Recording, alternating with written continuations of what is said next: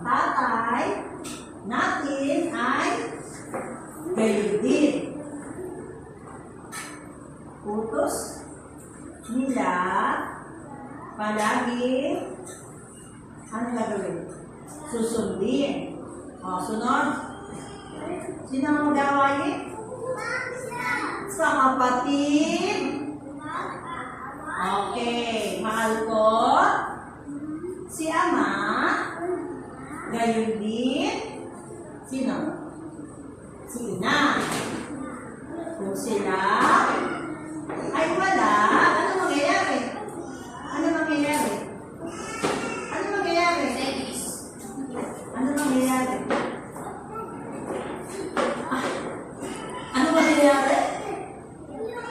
Malulungkot kaya!